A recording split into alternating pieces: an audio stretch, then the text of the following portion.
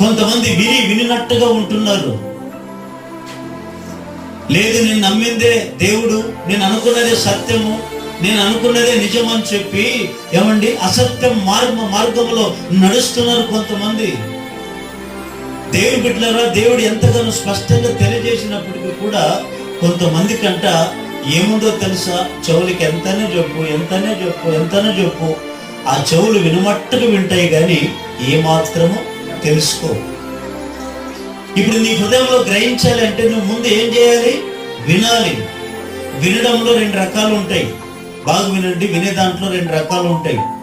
వినడము వేరే, శ్రద్ధగా వినడము వేరే.